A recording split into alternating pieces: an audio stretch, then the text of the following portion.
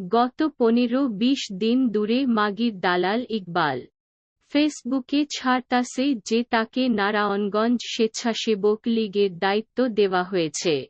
এই মাগির দালাল ইকবাল দায়িত্ব কি কলাগাছের মতো যে কইলাম আর হয়ে গেল। এই মাগির দালাল ইকবাল প্রত্যেকটা সময় সে নাসিম ভাইয়ের নাম বিক্রি করে চলে এবং বলে আমি বাহাউদ্দিন নাসিমের ইকবাল। আসলে কিন্তু মিথ্যা কথা এটি। এখন নাসিম ভাইয়ের সাথে নাই এই মাগির দালাল ইকবাল। এই মাগির দালাল ইকবাল যাদেরকে ক্ষতি করেছে তারা প্রত্যেকটা আওয়ামী লীগের লোক। আপনারা কি একবার চিন্তা করতে পারেন যে ইকবাল নাসিম ভাইয়ের সাথে থাইকা এত অঘটনগুলো ঘটাইছে নাসিম ভাইয়ের নাম বিক্রি কইরা। আজকে নাসিম ভাই যখন তার এই ব্যাপারগুলা সব জানতে পারছে তখনই কিন্তু নাসিম ভাই তাকে বাহির করে দিয়েছে। এখন কিন্তু নাসিম ভাইয়ের গাড়িতে উঠতে পারে না মাগির দালাল ইকবাল, কিন্তু চেষ্টা করে সব সময় গাড়িতে উঠার জন্য।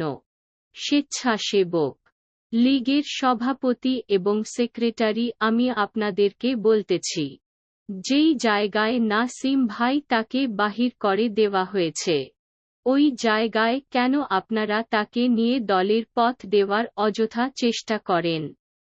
তার কি কারণ জাতি জানতে চায় আপনাদের কাছে।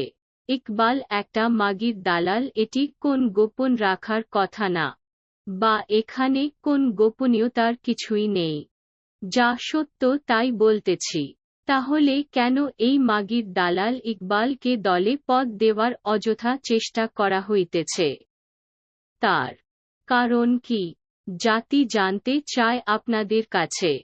যে জায়গায় নাসিম ভাইয়ের মতন মানুষ তাকে বের করে দিয়েছে মাগির দালাল ইকবালকে, তাহলে স্বেচ্ছাসেবক লীগের সভাপতি এবং সেক্রেটারি সাহেব, তাহলে কেন আপনারা ওই জায়গায় তাকে নিয়া ফালাফালি লাফালাফি করা কারণ কি জাতি জানতে চায় আপনাদের কাছে।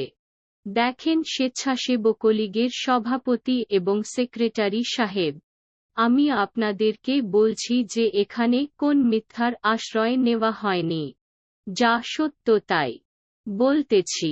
ইকবাল এবং তাই ভাই কামাল এবং তার বাবা ও ছোট ভাই নজরুল এই মাগির ব্যবসা করে আজ থেকে না, অনেক পুরনো পাবলিক তারা। যেটা সত্য এখানে ওইটাই বলা হচ্ছে। ইকবাল একজন মাগির দালাল, এটি কখনোই মোছা যাবে না। আপনারা তাকে যত বড়ই বানান না কেন, ইকবাল মাগির দালাল এই নামটি কখনোই মোছা যাবে না। এই মাগির দালাল ইকবাল মাদারচোদ, যা যা আমার বিরুদ্ধে মামলা কর গিয়ে। এই খানকির পুলা মাগির দালাল ইকবাল, তুই যদি আমার বিরুদ্ধে মামলা করছ তাহলে তো তর এই চোট্টামির ইতিহাসও উঠে আসবে। এই মাগির দালাল ইকবাল যা যা যা গিয়ে মামলা কর আমার বিরুদ্ধে। মাদারচোদ মাগির দালাল ইকবাল, তুই কখনোই ভালো মানুষ ছিলি না, আর কখনোই তুই ভালো হতে পারবি না। মাগির দালাল ইকবাল সে কি বলে জানেন? নাসিম ভাইয়ের সাথে থাকলে মানুষের কাছে বলে যে আমি বাহাউদ্দিন নাসিমের ইকবাল, এবং কায়সার মোল্লা ভাইয়ের সাথে থাকলে ইকবাল মাগির দালাল বলে যে আমি কায়সার মোল্লা ভাইয়ের ইকবাল। এই মাদারচোদ মাগির দালাল ইকবাল, তুই হলো একটা চামড়া মোটা মাদারচোদ মাগির দালাল। শরম লজ্জা বলতে কিছুই নেই। এই মাদারচোদ মাগির দালাল ইকবালের মানুষের সাথে বড় বড় কথা বলে আর করে সব জায়গাতে চাপাবাজি। এই মাগির দালাল ইকবালে, আরে মাগির দালাল ইকবাল সারা জীবন তার 14 গোষ্ঠী ছিল মাগির দালাল। তার বাপ ভাই আগে মাছ ধরার জেলের কাজ করেছে, এটি খারাপের কিছু না। কিন্তু যখন টাকা বেশি কামানোর লোভে যখন ইকবাল মাগির ব্যবসা শুরু করে, তখন ইকবাল তার বাবা এবং ভাই কামালকেও নিয়ে এসবে জড়িত করে। আসলে এদের বংশ পরিচয় বলতে কিছুই নেই। তারা নিজেরাই নাম দিয়ে বংশ বানিয়েছে বাটপাররা, অনেক দুরন্ত বাজ চালাক মাদার চোদ মাগির দালাল ইকবাল। মাগির দালাল ইকবালরা মূলত্র বেদের গোষ্ঠী থেকে আসা ইকবালের মাগির দালালের পরিবার সোনারগাঁ বারোদ্দি এলাকায় থাকতে শুরু করেছে এই মাগির দালাল ইকবালের পরিবার। এই ব্যাপারগুলি আপনারা চাইলে খবর নিয়ে জানতে পারেন। আজকে এই মাগির দালাল ইকবাল সে ব্যবসায়ী হয়েছে। নাসিম ভাইয়ের গাড়িতে চলে চলে মানুষের টাকা পয়সা নিয়ে ধ্বংস করে সে নিজে বড় হয়েছে। এই মাগির দালাল ইকবাল।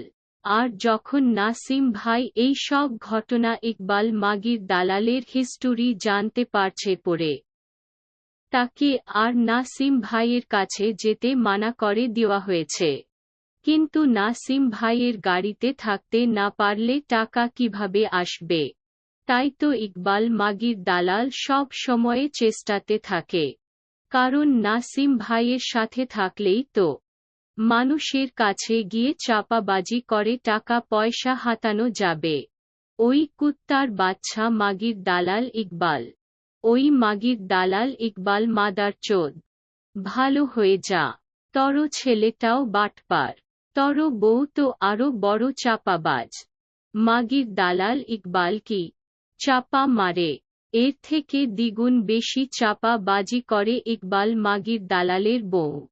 প্রথমে চাপাবাজি করবে ইকবাল, পরে তার বউ গিয়ে আরেকটু আন্তরিক হয়ে চাপা বাজি করে মানুষের বিশ্বাস জোগায়। পরে সময় বুঝে কোপ মারে।